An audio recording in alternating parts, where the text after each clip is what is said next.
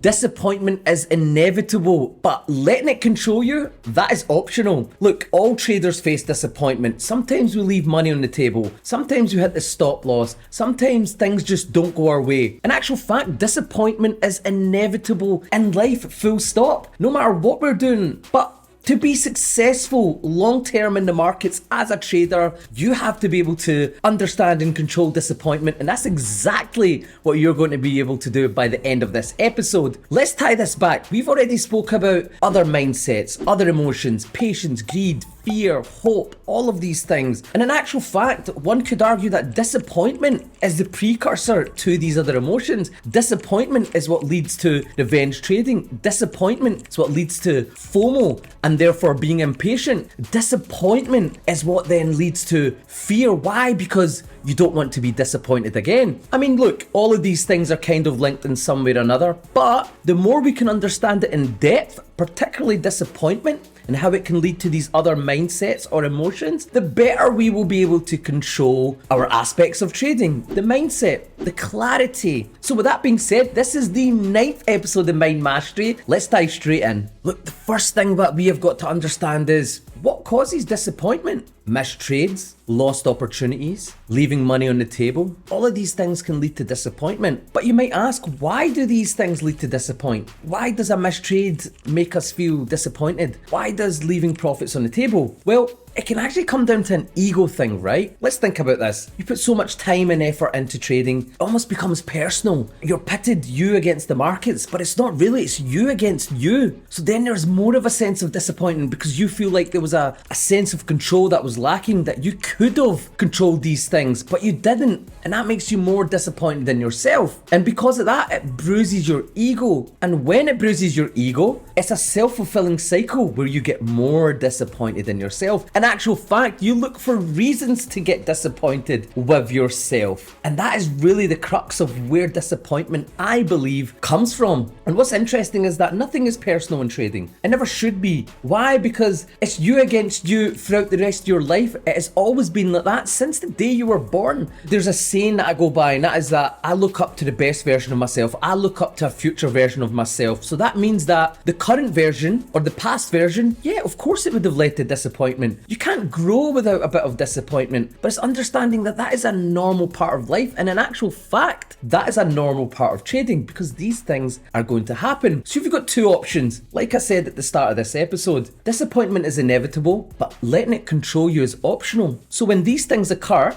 in life, in trading, stop losses, things not going your way, not hitting the profits you want, any other aspect of life, then you have an option what to do from that point. Recognize it, be disappointed, but don't let it control you. Why? If it's an inevitability, it's going to keep happening. So if it's going to keep happening and reoccurring, you have to make a choice of how you're going to react and control it moving from that time forward. So look, the first thing that we want to really understand here, that if this is going to happen, then you can only learn to control it, and that is your only option. You either let disappointment control you or you control disappointment. So let's get into the specifics now. How does disappointment damage traders, right? We've talked about disappointment being inevitable throughout life, but how does it specifically damage traders? Well, let's look into an example. One bad trade, one bad day, one bad week, one bad month. Before you know it, blown account. It's a cycle. It's a self-erosion. And when that happens, you start to then lose confidence. In actual fact, before we even get to the losing confidence, that erosion, that one bad trade, one bad day, one bad week, what that leads to is revenge trading. These other emotions that we spoke about, right? You get disappointed, you feel angry, you revenge trade. When you're revenge trading, maybe you enter a good trade, you're up in profits, fear kicks in. You've cashed out early, you've left profits on the table, you're disappointed again. And when you're disappointed again, and now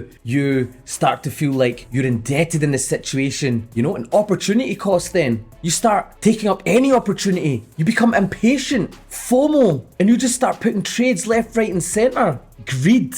You can see how all these things are tied together. You're at your last tether. Bad trade after bad trade after bad trade. Then hope starts coming in. And as we discussed in the previous episode, a strategy based on hope, well, you might as well not have a strategy at all. This is how it damages traders. It erodes your confidence. It's a self-fulfilling, damaging cycle. And once you start to erode your confidence, the strategy has no place at all anymore. The word strategy doesn't mean anything because you have to have some confidence in your strategy, right? Because if you have a strategy, you have to have some confidence in order to see the strategy through so that you can reflect on it and refine it. So if the confidence is totally eroded, what's the point in having a strategy? But how do we combat this? We now know how it damages you as a trader. We now know how it damages as a participant of the financial markets. But what can we do? And I'll tell you exactly what we can do. It is detachment. You're detaching yourself from the trading. And look, to become detached, yes, you need to focus on the other aspects that we've talked about in the other mind mastery, but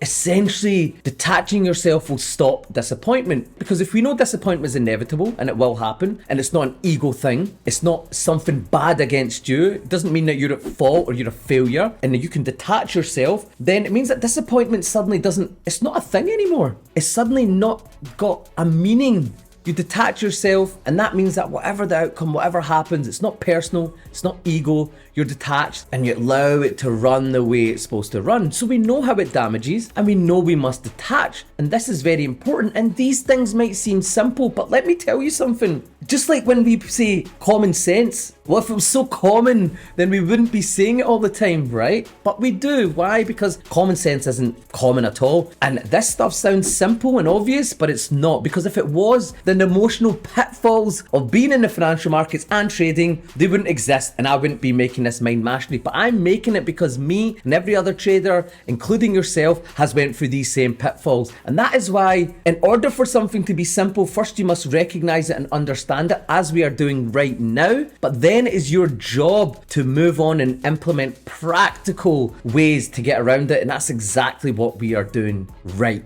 here. Let's keep going on with this. How to overcome disappointment in trading. You've got to accept it as part of the process, right? Number one, trading is a game of probabilities. That is simply at its core essence, it's a game of probabilities. Your strategy and risk management is simply a way to manage probability. That is all it is. And the sooner you can realize that and understand that, the better you'll be. Because you cannot be 100%. Your aim is to try and be majority of wins over losses, right? And yes, the caveat to that is that they are some of the most successful traders out there that have got a win rate of 10%, yet they make hundreds of millions. But again, that comes down to the probability and risk management layered on top of the probability. But at its core, even for them, it's still a game of probability, and they just use risk management on top of that. So that's one thing you must remember. Number two is that if losses are inevitable, you should not be disappointed. And it's the cost of doing business and trading. Just like when you have a business, you have a profit and loss, you have expenditure. Do you know what the expenditure is in the trading business, in the trading game? It is losses. That is an expenditure. That is something that should go down. It is something that is expected. Then you've got to shift your mindset, right? Because every data point is not a reflection of you. It's just a reflection of your business, your strategy. That's all it is. So every time you have a loss or a win or a break even, that is just a data point to add into your probability to see how it's working. And then you use your strategy to improve upon that data point. And then you use your risk management on top of that to manage your strategy. There's a process here, and process is key. And this is why a data point is not a reflection of your worth, but instead it's just a reflection of point of data within the business. You've heard the saying, right? If you fail to plan, you plan to fail. That is so true here. Preparation is key. A data point doesn't reflect you. In actual fact, it's just a way to improve your business and then your strategy on top and your risk management. So that's number one, accepting as a part of the process. Number two, controlling what you can, accepting what you can control, and letting go of what you can't control, right? There are many things in trading that are under your control. How you react to disappointment, how you react to things, how you react to your emotions. Are you aware of them? But then there's things you can't control, and I speak about this in the Mind Mastery Patience episode. In actual fact, let's jump back to that. When we talk about patience with your strategy, patience with market conditions, patience while you're in a trade, patience before entering a trade, what do these things have in common? Well, they actually lay out things that you can control and things you can't control. You cannot control market conditions. Why? Because the market is going to do what the market wants to do. The market doesn't care what day it is. The market doesn't care what mood you're in. The market doesn't care if you're happy or sad. The market doesn't care if it's raining outside. The market's going to do what the market's going to do. And that is something that is out of your control. But what is in your control? Well, how you react to market conditions. And again, this is accepting what is in your control and throwing away what isn't in your control. And that is another big part of the process. So that is number 2. And number 3, build resilience, learn, adjust, and move on. I said another way, learn, adapt, and grow. What does this actually mean? Well, I've spoke about before how you are simply enacting a plan, right? You have a way to make money from the markets, and there's no right or wrong. There are many ways to make money from the markets. And what your job is to reflect on how you make money from the markets, journal it, look at the data points, study the data points, and then use them to adapt your strategy. And then from your strategy, adapt your risk management by again analyzing it, and then using that on top of your strategy, learning and moving on. And what you're doing is rinse and repeat continuously. That's all you're doing. It's a business. Any business that starts off, it never ends up the way it began. Why?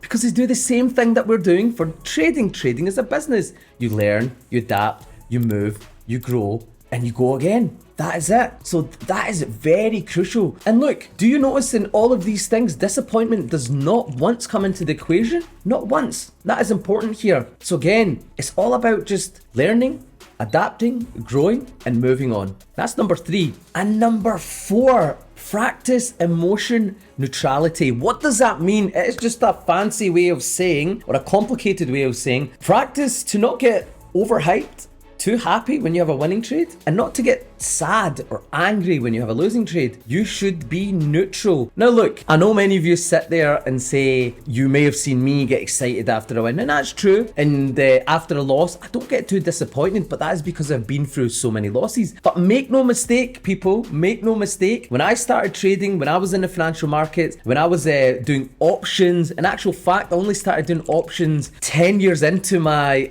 foray into the markets, maybe about 5 to 10 years. And the thing with options was I had to start again. Why? Because there was disappointment. Things weren't going my way, but guess what? I had built up that neutrality with emotions, that I accepted losses as a normal part of the game. And I have now, in the last 5 years, been more profitable than losses with options. And I would put that down to being emotionally neutral. I don't get too happy, I don't get too sad. In actual fact, at the time of filming this YouTube video, I had a recent options contract, and this option contract was for Dutch Bros, so it's a stock, it's a call option, and they were up about 2,000%. And guess what? You know, was I overjoyed? Genuinely, there wasn't a single part of me that was happy. I mean, I was proud of myself because I had adapted and grown, I had a strategy and I implemented it and I kept evolving it. Of course, we have to have some sort of pride in what we do, but I didn't batter an eyelid. It was business as usual. I kept going on. And look, that's the same with the Forex market. It's the same with anything you're doing in the financial markets. A win is a win, a loss is a loss. It's a normal part of trading. You move on, you learn and grow, and that is it. So you have to stay emotionally neutral. This is one of my favorite things. And yes, it does come with experience, but I do believe, just as I have mentioned before, that being aware of it will bring you a step closer to actually being emotionally neutral, because when you're aware of something, the quicker you can then adapt with it and grow, learn, refine, reflect. That's what we are doing in the Mind Mastery series. So let's conclude. What is the final message here? Disappointment is inevitable, but controlling it is optional. That's the first thing, and what we started off in this video that I want you to take away from this. The second thing is being emotionally neutral, right? It's just learning, adapting, sticking to a process. It's all normal. This is just a part of trading. It's a business at the end of the day. And number 3 is that a loss doesn't represent you. It isn't a reflection of you. It's just a part and parcel of the game. Nothing to do with ego. It's simply leave that at the door and accept these things as inevitability. Just as we have spoke about from the beginning of this episode. So look guys, detach yourself from the outcomes, stay resilient and focus on the process, and drop me a comment on how you've handled disappointment. What's disappointment been like for you in your trading career? Whether it's stocks, whether it's investing, anything to do with the financial markets, make sure you drop a comment. And also let me know, is there anything else you would like to see in the Mind Mastery? We will have another episode coming up, but that is me out. That is disappointment wrapped up, and I will see you guys soon.